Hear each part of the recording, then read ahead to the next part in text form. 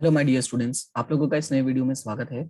आज के हम अपने इस नए वीडियो में हम स्टार्ट करने वाले एक नया टॉपिक और बहुत ही इंटरेस्टिंग टॉपिक है। टॉपिक का नाम है बैलेंस ऑफ पेमेंट। इसके बारे में हम सारी चीजें इस क्लास में पढ़ेंगे कि बैलेंस ऑफ पेमेंट का मतलब क्या होता है, इसके कंपोनेंट्स क्या होते हैं, टाइप्स ऑफ बैलेंस क्या होता है, अकाउंट्स कितने टाइप्स के होते हैं बैलेंस ऑफ पेमेंट में। वो सारी चीजें इस क्लास में हम डिस्कस करने वाले हैं। तो क्लास को शुरू से लेकर अंत तक देखना, आपको बहुत मजा आएगा। और मैंने पूरा हैंड रिटेन नोट्स बनाए, चार्ट्स के तौर पे आपको एक्सप्लेन किया। कोई भी यहाँ पे थ्योरी रट्टा नहीं मारना है, पूरा चार्ट में एक्सप्लेन कर दिया है। 3 पेज का चार्ट है। आपको अगर ये चार्ट आप समझ जाते हैं पूरा डिटेल में, तो आपको कोई भी दिक्कत नहीं होगा, कभी भी कोई भी प्रॉब्लम नहीं होगा, चाहे भी किसी भी स्टेज में आप क्यों ना हो। 12th हो, कॉलेज हो, या कहते हैं ना कि एनटीए यूजीसी नेट कॉमर्स के लिए प्रिपेयर कर रहे हो, आप किसी भी फील्ड के लिए हो, वो आपकी हर जगह काम आने वाला है। तो फिलहाल स्टार्ट करते हैं और समझते हैं सारी चीजों को क्या होता है। सबसे पहले यहाँ पे लिखा हुआ है बैलेंस ऑफ पेमेंट। तो मैं आपको बैलेंस ऑफ पेमेंट समझाऊं उसके पहले मैं आपको एक बात बताता हूँ। जैसे देखिए, नॉर्मली होता क्या है, जैसे मैं मान लेता हूँ ये हमारी कंट्री है, ठीक है, ये हमारी कंट्री है। मैं यहाँ पे नाम लिख देता हूँ जैसे इंडिया, ठीक है, ये हमारी कंट्री है। और उसके बाद यहाँ पे मान लो जैसे अलग अलग अदर कंट्रीज हैं, ठीक है, जिनका नाम ए, बी, सी और डी, से अलग अलग कंट्रीज में यहाँ पे लिख देता हूँ ए, बी, सी, डी और ई। इसके प्रीवियस वीडियो में हम लोगों ने क्या सीखा? इसके प्रीवियस वीडियो में हम लोगों ने ये पढ़ा और ये सीखा कि हम सभी लोग, पूरे दुनिया में जितने लोग हैं, हम सभी लोग बिना एक दूसरे की हेल्प किए और बिना एक दूसरे की हेल्प लिए नहीं रह सकते हैं।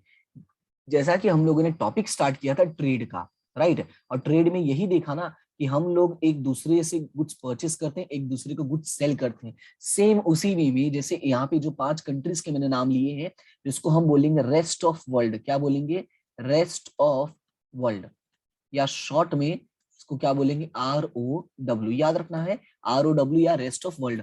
अब होता क्या है कि जैसे हमारी कंट्री है, अगर हमें कुछ जरूरत पड़ती है तो हम एक कंट्री से इंपोर्ट कर सकते हैं, ठीक है। अगर हमारे पास कुछ एक्स्ट्रा है तो हम वो दूसरे कंट्री में एक्सपोर्ट कर सकते हैं। तो इसी तरह से बिजनेस ट्रांजेक्शन चलते हैं और पूरी दुनिया जो है वो अपनी नीड्स जो सेटिस्फाई करती है, जो हमारे पास एक्स्ट्रा हम दूसरों को देते हैं, जो दूसरों के पास एक्स्ट्रा है हम उनसे लेके यूज करते हैं, राइट। जिसकी हमें जरूरत है, ऐसा नहीं कि एक्स्ट्रा है तो हम मंगा लेंगे, नहीं, जो हमें जरूरत है हम उसका लेके यूज करते हैं। तो इस तरह से पूरे वर्ल्ड में बिजनेस ट्रांजेक्शन चलता है। तो क्वेश्चन ये राइज होता है कि सर इसमें बैलेंस ऑफ पेमेंट कहाँ से आ गया? तो बैलेंस ऑफ पेमेंट हमें यही सारी चीजें एक्सप्लेन करता है कि जो हम लोगों ने ट्रांजेक्शन किया है उन ट्रांजेक्शन को रिकॉर्ड कैसे करना है। क्योंकि यहाँ से जब हमने इंपोर्ट किया है तो इंपोर्ट के लिए मैं आपको देखो यहाँ पे, चलो मैं इंपोर्ट लिख देता हूँ, लेकिन आपको एक नॉर्मल भाषा में समझाने के लिए इंपोर्ट का मतलब ऐसे समझो कि तुमने सामान क्या किया है? खरीदा है। और अगर आपने एक्सपोर्ट किया है तो एक्सपोर्ट का मतलब सिंपल सा आपने सामान को क्या क्या है? बेचा है। खरीदने का मतलब मैं यहाँ पे बात लिख देता हूँ परचेज, ताकि आपको लैंग्वेज क्लियरली समझ में आए। और बेचा का मतलब यहाँ पे क्या है? सेल है, ठीक है। या सेल ऐसे लिखो या ऐसे लिखो, कोई प्रॉब्लम नहीं है, ठीक है। आपने क्या किया? सेल किया। और हमें पता है कि हमें जो भी हम चीजें परचेस करते हैं, जो भी चीजें सेल करते हैं, उनको हमें प्रॉपर वे में रिकॉर्ड करना पड़ता है, सो दैट कि हमें at the end of year हमें ये पता चल सके कि हमारे बिजनेस का रिजल्ट क्या है। तो अगर मैं बिजनेस, देखो मैंने कहा कि बिजनेस का रिजल्ट क्या है, लेकिन यहाँ पे मैं कंट्रीज की बात कर रहा हूँ। तो जब हम कंट्रीज की बात करते हैं कि एक कंट्री दूसरे कंट्री के लोगों के साथ ट्रांजेक्शन करती है, तब यहाँ पे हम बात आ जाती है बैलेंस ऑफ पेमेंट का। क्लियर इतना? तो अब स्टार्ट करते हैं, समझते हैं कि बैलेंस ऑफ पेमेंट में क्या क्या चीजें होती हैं। तो यहाँ पे मैंने सारी चीजें चार्ट में एक्सप्लेन किया हुआ है, ध्यान से समझना, इसको ध्यान से सुनना। यहाँ पे सबसे पहले क्या लिखा हुआ है? Balance of payment. Balance of payment क्या है? बैलेंस ऑफ पेमेंट एक सिस्टमेटिक अकाउंट। क्या है? बैलेंस ऑफ पेमेंट एक सिस्टमेटिक अकाउंट है कि जो रिकॉर्ड करता है, क्या रिकॉर्ड करता है? ध्यान से सुनना। बैलेंस ऑफ पेमेंट एक सिस्टमेटिक अकाउंट है जो रिकॉर्ड करता है, क्या रिकॉर्ड करता है? Value of transaction of a country, यानी किसी भी कंट्री के, लाइक जैसे मैंने एग्जांपल लिया था इंडिया, ठीक है, हम किसका एग्जांपल लिए थे? इंडिया का। यानी हमारे कंट्री में जो भी ट्रांजेक्शन हो रहा है, ठीक है, जो भी चीजें हम खरीद बेच रहे हैं या इंपोर्ट एक्सपोर्ट कर रहे हैं, उन सारी चीजों को रिकॉर्ड करेगा। लेकिन वो किसको खरीद किसको बेच रहे हैं? तो विथ रेस्ट ऑफ वर्ल्ड, याद रखना है, with rest of world. Clear है इतना? तो याद रखना है बैलेंस ऑफ पेमेंट क्या है। बैलेंस ऑफ पेमेंट जो है वो एक सिस्टमेटिक अकाउंट है जो रिकॉर्ड करता है value of transactions of a country with rest of world. Clear है? जो हमने अदर कंट्रीज के साथ जो भी हमने ट्रांजेक्शंस किया है उनको वो प्रॉपर वे में रिकॉर्ड करता है।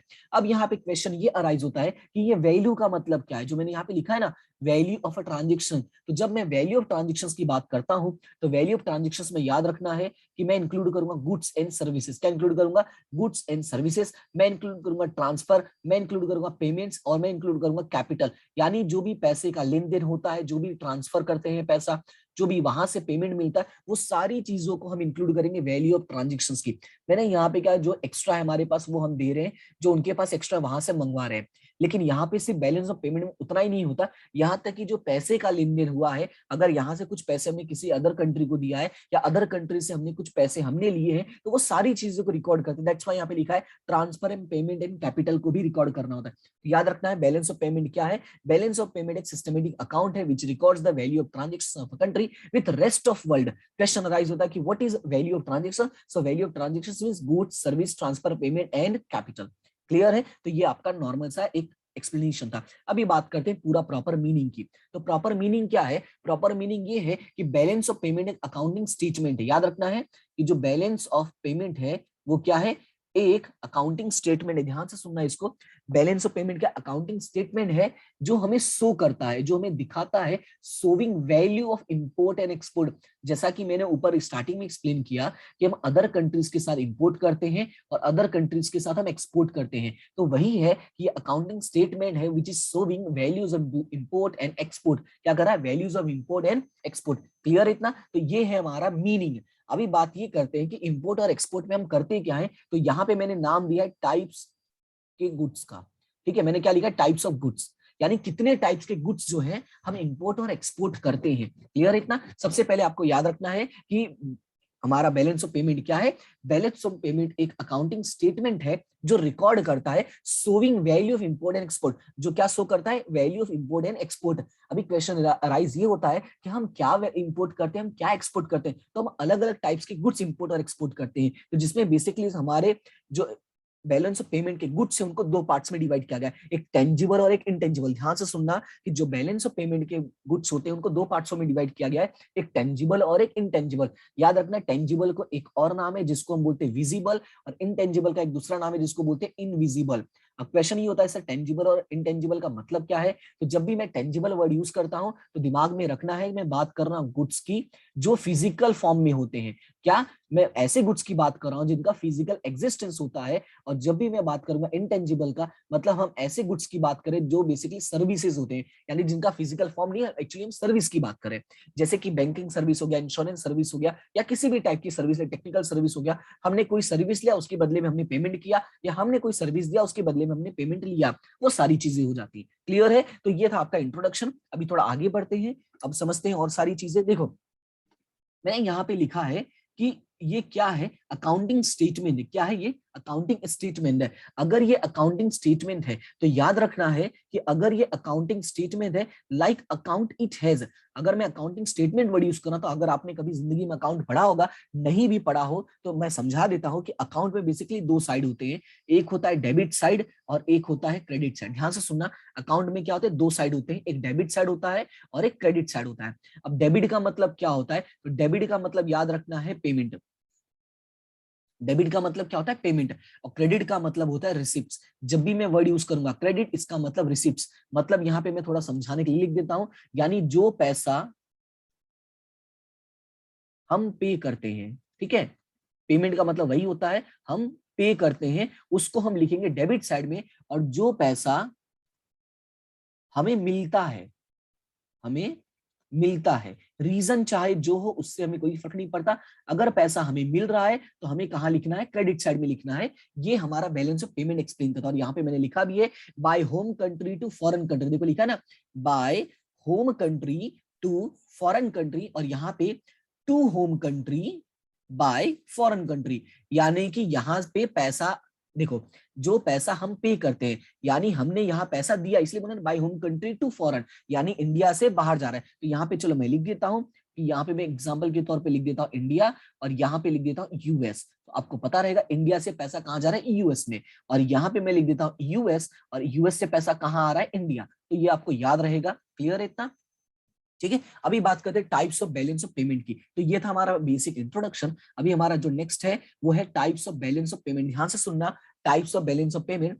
तो बेसिकली जो types of balance of payment होते हैं इनको दो मेजर पार्ट्स में डिवाइड किया है। वैसे आप पढ़ोगे तो कहीं कहीं आपको दिखेगा कि 3 पार्ट्स होते हैं, लेकिन एक्चुअली में जो मेजर पार्ट्स होते हैं वो 2 ही होते हैं, एक बैलेंस्ड और एक अनबैलेंस्ड। याद रखना है कि अगर प्रॉपर वे में देखा जाए तो इसके 2 ही पार्ट्स होते हैं, एक होता है बैलेंस्ड और एक होता है अनबैलेंस्ड। लेकिन कहीं कहीं हो सकता है आप 3 देखोगे, तो उससे कोई फर्क नहीं पड़ेगा। मैं आपको यहाँ पे एक्सप्लेन कर देता हूँ कि 3 कैसे होगा। देखो, जब हम बात करते हैं बैलेंस्ड की, तो बैलेंस का मतलब ये हुआ कि डेबिट और क्रेडिट दोनों क्या हो गए हैं, इक्वल हो गए। क्या हो गया, डेबिट और क्रेडिट इक्वल हो गए। डेबिट और क्रेडिट का मतलब ये हुआ पेमेंट और रिसिप्ट्स दोनों क्या हो गए हैं, बराबर हो गए। तो यहाँ पे मैं लिख ही देता हूं कि डेबिट और क्रेडिट का मतलब ये है कि जितना हमने पे किया है उतना ही हमने क्या किया है, रिसिप्ट किया है। ठीक है, उतना ही हमारा रिसिप्ट हो गया है, और इसी वजह से इसको हम क्या बोलते हैं, बैलेंस्ड बोलते हैं, यानी एकदम ही बराबर में चल रहा है। लेकिन अनबैलेंस का मतलब क्या होता है, अनबैलेंस का मतलब होता है कि जो हमारा डेबिट है वो क्रेडिट के इक्वल नहीं है। ध्यान से सुनना, जो हमारा डेबिट है वो क्रेडिट के इक्वल नहीं है। सर इसका मतलब क्या है कि डेबिट क्रेडिट के इक्वल नहीं है? डेबिट और क्रेडिट के इक्वल नहीं है, इसका मतलब दो सिचुएशंस हो सकते हैं, या तो हमने पेमेंट ज्यादा कर दिया है या तो हमने रिसीव ज्यादा कर लिया है। दो बातें हो सकती हैं। देखो ध्यान से सुनना, अगर हम लोगों ने पेमेंट ज्यादा कर दिया है और हमारा रिसिप्ट कम है तो उसको हम क्या बोलते हैं, उसको बोलते हैं डेफिसिट। क्या बोलते हैं उसको, हम डेफिसिट बोलते हैं, ये याद रखना है। और अगर वहीं पे हमने पेमेंट कम किया है लेकिन रिसीव ज्यादा कर लिया, यानी हमें पैसे ज्यादा मिल गए हैं, तो हम उसको बोलते हैं सरप्लस। क्लियर हुआ इतना, बात समझ में आया? तो types of balance of account की बात करें तो ये दो टाइप्स के हो जाएंगे, एक हो जाएगा बैलेंस्ड और एक हो जाएगा अनबैलेंस्ड। बैलेंस का मतलब होता है डेबिट और क्रेडिट इक्वल हो गए, अनबैलेंस का मतलब debit does not equal to credit. अब इनका मतलब क्या है कि डेबिट और क्रेडिट का मतलब ये हुआ कि या तो पेमेंट ज्यादा किया होगा या तो पेमेंट कम, या तो हमने रिसीव ज्यादा किया होगा। दो बातें होंगी, या तो पैसा ज्यादा दिया है या तो ज्यादा रिसीव किया है। अगर पैसा ज्यादा दिया है उसको बोलेंगे डेफिसिट, और अगर पैसा ज्यादा रिसीव किया है तो उसको क्या बोलेंगे, सरप्लस। देखो यहाँ पे क्लियरली मैंने साइन मेंशन किया है, उम्मीद करता हूँ कि आपको दिखाई दे रहा होगा। ठीक है, इस साइन का मतलब पैसा ज्यादा मिल गया है, और इस साइन का मतलब पेमेंट ज्यादा हमने कर दिया। ये बड़ा है ये छोटा है, इसमें ये बड़ा है और ये छोटा है। क्लियर है? मैं आपको यहाँ पे लिख देता हूँ, यहाँ पे समझाने के लिए। पहला मैं कौन सा एक्सप्लेन करता हूँ, डेफिसिट। ठीक है, ताकि आपको याद रहे। अगर हम डेफिसिट की बात करते हैं तो जैसा मैंने कहा कि हमने पे ज्यादा कर दिया, तो मान लो जैसे हमने पे किया है 100 रुपीज और हमने रिसीव कितना किया है, हमने रिसीव किया है 80 रुपीज। तो यहाँ पे सिचुएशन क्या होगा, इसका मतलब ये होगा डेफिसिट होगा, क्योंकि पे हमारा जो है वो ज्यादा है रिसीव से। ठीक है, जो हमारा पे है वो क्या है, रिसीव से ज्यादा है। क्लियर हुआ इतना, बात समझ में आया? ठीक है, तो याद रखना है कि जब हम पे ज्यादा कर देंगे किससे, रिसीव से, तो यहाँ पे मैंने एक्सप्लेन भी कर दिया है आपको। ठीक है, मैंने क्या एक्सप्लेन किया कि मान लो तुमने पे कितना किया, 100 रुपए किया, लेकिन तुमको मिला कितना, 80 रुपए। उसी तरह से ये हमारा पहला कंडीशन है, और दूसरा कंडीशन हमारा है सरप्लस। ठीक है, सरप्लस का मतलब क्या है, मैंने बोला रिसीव ज्यादा कर लिया है, तो चलो रिसीव पे मैं बोल देता हूं कि हमने 100 रुपए रिसीव कर लिया है, लेकिन हमने पे कितना किया, हमने सिर्फ पे किया 80 रुपए। इसका मतलब ये हुआ कि जो हमारा पेमेंट है वो रिसीव से कम है, या दूसरी भाषा में कहूं तो हमारा जो रिसीव है वो पे से ज्यादा है। ये आपको याद रखना है कि रिसीव, जो हमारा रिसिप्ट है वो पेमेंट से ज्यादा है तो उसको हम सरप्लस बोलेंगे, और अगर हमारा पेमेंट जो है रिसीव से ज्यादा है, सॉरी उल्टा बोल दिया मैंने, अगर हमारा रिसीव जो है वो पेमेंट से ज्यादा है तो सरप्लस, और पेमेंट ज्यादा है तो उसको क्या बोलेंगे, डेफिसिट।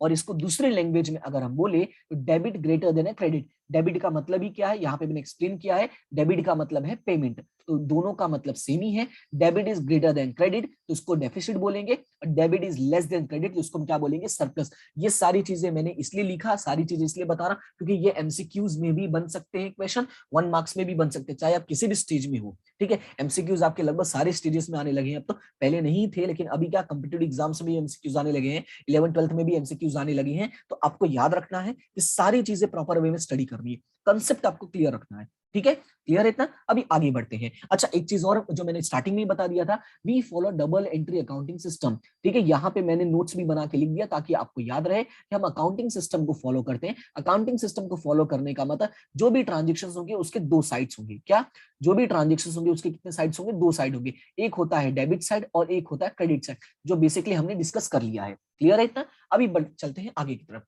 अब बात करते हैं accounts of balance of payment. किसकी बात करते हैं, accounts of balance of payment. तो जब बात करते हैं accounts of balance of payment तो याद रखना है बेसिकली जो हमारा बैलेंस ऑफ पेमेंट होता है इसके दो अकाउंट्स होते हैं, एक होता है करंट अकाउंट और एक होता है कैपिटल अकाउंट। ध्यान से सुनना, कितने अकाउंट्स होते हैं, दो अकाउंट्स होते हैं, एक होता है करंट अकाउंट ठीक है। और दूसरा है कैपिटल अकाउंट। ध्यान से सुनना, हमारे पास दो अकाउंट होंगे, कौन कौन से, एक करंट अकाउंट और एक कैपिटल अकाउंट। सबसे पहले हम करंट अकाउंट को डिटेल में स्टडी करते हैं, फिर हम बात कर लेंगे कैपिटल अकाउंट की। सबसे पहले किसको स्टडी करते हैं, करंट अकाउंट की। तो जब भी हम करंट अकाउंट की बात करेंगे तो करंट अकाउंट में बेसिकली तीन चीजों का इंक्लूजन होता है। कितने चीजों का, तीन चीजों का। पहला आएगा ट्रेड्स इन गुड्स। किसका इंक्लूजन होगा, ट्रेड्स इन गुड्स। तो यहाँ पे मैं इसको हाईलाइट कर देता हूं, किसका आएगा, ट्रेड्स इन गुड्स। जब हम ट्रेड्स इन गुड्स की बात करते हैं तो बेसिकली हम किसकी बात करते हैं, टेंजिबल्स की बात करते हैं। देखो गुड्स लिखा है ना, और गुड्स को भी मैंने इसको कुछ दिन पहले बताया था, उसको हम टेंजिबल बोलते हैं, और सर्विस होगा तो उसको हम इंटेंजिबल बोलते हैं। ठीक है।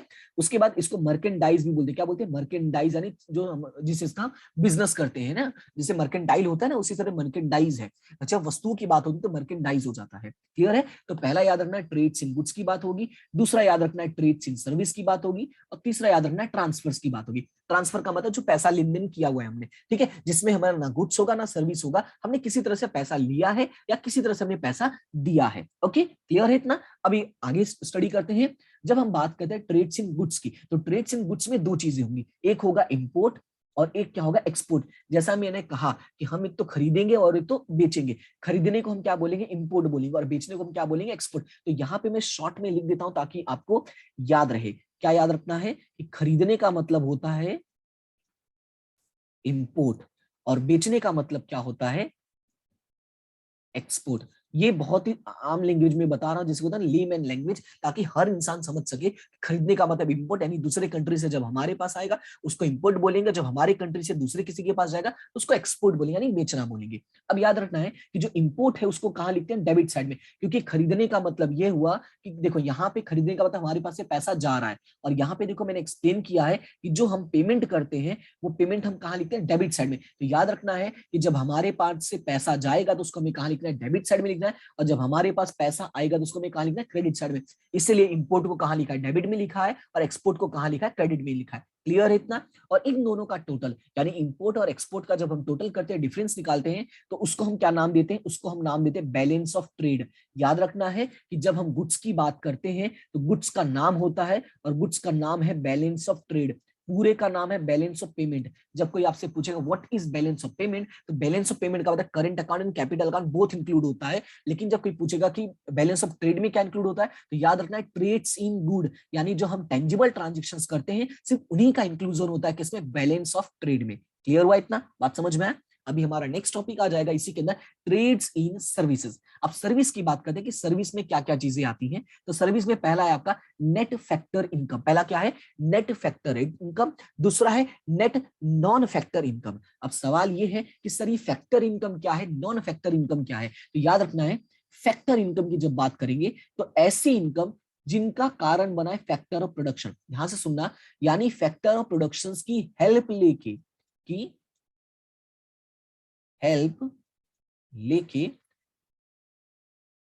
जो अर्निंग या एक्सपेंस हुआ है, ठीक है, उसको हम बोलेंगे नेट फैक्टर इनकम। और नेट नॉन फैक्टर इनकम में, यानी जब भी हम नॉन फैक्टर इनकम की बात करेंगे तो ऐसे चीजों की बात करें जिसमें हमने फैक्टर ऑफ प्रोडक्शंस की हेल्प नहीं ली है। याद रखना है, जिसमें हमने फैक्टर ऑफ प्रोडक्शंस की हेल्प नहीं ली है। अब क्वेश्चन ये अराइज होता है कि सर ये फैक्टर ऑफ प्रोडक्शंस क्या होते हैं। तो फैक्टर ऑफ प्रोडक्शंस का मतलब आपका आ जाता है लैंड, ठीक है, लेबर, कैपिटल और एंटरप्रेन्योर। चार चीजें आती है, लैंड, लेबर, कैपिटल और एंटरप्रेन्योर। क्लियर है इतना, बात समझ में आया। उसके बाद नेट फैक्टर इनकम जो है वो दो टाइप्स में बांटा गया है। एक है net income from compensation of employees, यानी एक बात किया है एम्प्लॉइज के लिए इंक्लूड किया है, और एक बात के नेट इन्वेस्टमेंट इनकम। क्लियर है। जैसा मैंने कहा कि हमें चार फैक्टर प्रोडक्शन होते हैं, लैंड, लेबर, ठीक है, कैपिटल, और लास्ट होता है हमारा एंटरप्रेन्योर। ठीक है, ओके। तो अब यहां पे समझो, जो हमारा लैंड, लेबर, कैपिटल है, वहां पे इसकी बात नहीं करें, फिलहाल हम बात करें हमारे जो लेबर की है। ठीक है, सारी चीजों को हम इंक्लूड नहीं करें, हम ऐसे याद रखते हैं कि जो लेबर है, यानी जो मजदूर इंप्लॉइज हैं वो लेबर कर रहे हैं ना, तो उसके लिए हम आ जाएगा यहाँ पे net income from compensation of employees. और जो हमने इन्वेस्टमेंट किया है, यानी कैपिटल इन्वेस्टमेंट किया हुआ है, उसके लिए जो हमें पैसे मिल रहे हैं वो आ जाएगा आपका नेट इन्वेस्टमेंट इनकम में। थोड़ा सा ऊपर कर देता हूं तो आपको क्लियरली सारी चीजें दिखाई देंगी। नेट फैक्टर इनकम जो हमारा ट्रेड एंड सर्विस होता है, देखो ट्रेड इन सर्विस होता है, इसको दो पार्ट्स में डिवाइड किया है, net factor income, net non factor income. Factor income का मतलब होता है कि फैक्टर प्रोडक्शन की हेल्प लेके जो अर्निंग किया है हम लोगों ने, क्लियर है, या जो एक्सपेंस किया है। और नेट फैक्टर इनकम को दो पार्ट्स में डिवाइड किया गया है। नेट फैक्टर इनकम याद रखना है दो पार्ट्स में डिवाइड किया है, एक है एम्प्लॉइज के लिए और एक है इन्वेस्टमेंट के लिए। शॉर्ट में याद रखना है एम्प्लॉइज के लिए और इन्वेस्टमेंट के लिए, क्लियर इतना। उसके बाद अगर हम बात करते हैं कि नेट नॉन फैक्टर इनकम, तो नेट नॉन फैक्टर इनकम का मतलब होता है शिपिंग, इंश्योरेंस, बैंकिंग और टूरिज्म। क्या होता है? शिपिंग, इंश्योरेंस, बैंकिंग और टूरिज्म, यानी इन चीजों को इंक्लूड करते हैं जहां पे हमें लैंड, लेबर, कैपिटल का यूज नहीं हो रहा है। इसी वजह से इसका नाम क्या है? Net non factor income. तो इसमें कौन कौन सी चीजें आती हैं वो नाम आपको याद रखना है, शिपिंग का, इंश्योरेंस का, बैंकिंग का और टूरिज्म का। इन सारी चीजों का इंक्लूजन किसमें होता है? आपका नेट नॉन फैक्टर इनकम में होता है, क्लियर इतना। अभी थोड़ा सा आगे चलते हैं और थोड़ा सा पढ़ते हैं इसके बारे में। और अब याद रखना है यहाँ पे दो बातें। क्या दो बातें याद रखनी है नोट के तौर पे? दो बातें ये याद रखनी है कि अगर इंपोर्ट ज्यादा है, ध्यान से सुनना, इंपोर्ट ज्यादा है यानी कि पेमेंट ज्यादा है, रिसीव कम है, ठीक है, तो उसको हम क्या नाम देते हैं? डेफिसिट नाम देते हैं, जो ऊपर हमने देखा था।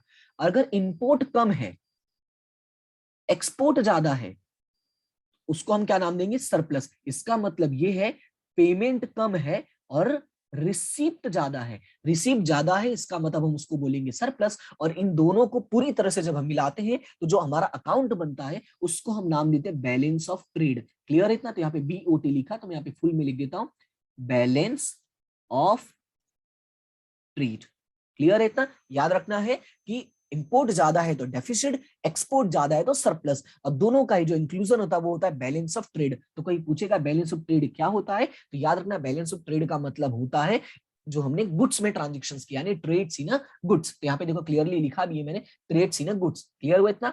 उसके बाद हमारा जो थर्ड पॉइंट था वो था ट्रांसफर। ट्रांसफर देखो मैंने बताया था करंट अकाउंट में तीन बातें आती हैं, एक होगा आपका ट्रेड्स इन गुड्स, दूसरा हो जाएगा ट्रेड्स इन सर्विसेज, तो ये दो तो हमने डिस्कस कर लिया। तीसरे की बात कर लेते हैं। तीसरा क्या है? तीसरा है ट्रांसफर्स, यानी जो पैसे का लेन देन हुआ, जिसमें आ जाएगा कंसिस्ट ऑफ गिफ्ट, अगर किसी जगह से हमें गिफ्ट मिला हुआ है, रेमिटेंस है जो पैसे वापस आए हैं, या तो ग्रांट मिली है, ठीक है। अलग अलग जगह से हमें जैसे पैसे में, जैसे कोरोना सिचुएशन में आपने देखा होगा अलग अलग कंट्री ने हमें पैसे हेल्प की थी, गिफ्ट दिए थे, ग्रांट्स दिए थे, तो उसी तरह से वो सारे जो पैसे आते हैं वो आपके किस में आ जाएंगे? ट्रांसफर में आ जाते हैं, क्लियर हुआ इतना, समझ में आया? तो ये था हमारा करंट अकाउंट का डिटेल। अब चलते हैं और कैपिटल अकाउंट के बारे में पढ़ते हैं। तो कैपिटल अकाउंट ज्यादा लेंदी नहीं है लेकिन समझने जैसा है। कैपिटल का मतलब क्या होता है? लॉन्ग टर्म की बात होगी। किसकी बात होगी? लॉन्ग टर्म की। इसमें भी तीन अकाउंट्स हैं। Number one investment, number one में क्या बात करेंगे? इन्वेस्टमेंट। नंबर टू में एक्सटर्नल बोरोविंग्स। नंबर थ्री में एक्सटर्नल असिस्टेंस। याद रखना है investment, borrowing and assistance, clear है। यानी अलग अलग कंट्री से जो हमें हेल्प मिलती है, ठीक है। जैसे अभी रिसेंटली आपने न्यूज में देखा होगा या न्यूज में कहीं सुना होगा कि हमारे कंट्री में देखो पेट्रोल की प्राइसेस बहुत ज्यादा हाई होती जा रही है और हमारे यहाँ पे जो लोग हैं काफी प्रॉब्लम फेस कर रहे हैं।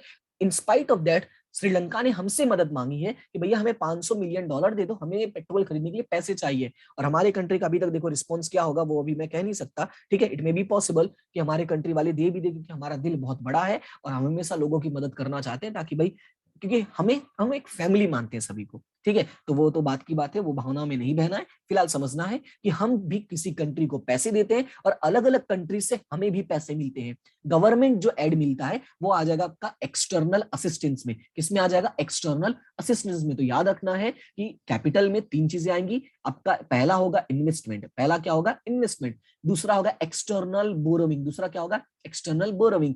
तीसरा हो जाएगा एक्सटर्नल असिस्टेंट, ठीक है। अब एक एक करके तीनों पढ़ते हैं, उसके बाद समझते हैं क्या है। सबसे पहले इन्वेस्टमेंट की बात करते हैं। तो इन्वेस्टमेंट दो तरह के होते हैं, एक होता है डायरेक्ट इन्वेस्टमेंट, ठीक है। एक क्या होता है? डायरेक्ट इन्वेस्टमेंट होता है, और एक होता है पोर्टफोलियो इन्वेस्टमेंट। पहला क्या होता है? डायरेक्ट इन्वेस्टमेंट होता है, दूसरा क्या होता है? Portfolio investment. डायरेक्ट इन्वेस्टमेंट की बात करते हैं तो इसमें आता है आपका FDI, आपका आता है इक्विटी, ठीक है, आपका आता है री इन्वेस्टेड अर्निंग्स, ठीक है। क्या क्या आएगा? आपका FDI, इक्विटी और री इन्वेस्टेड अर्निंग।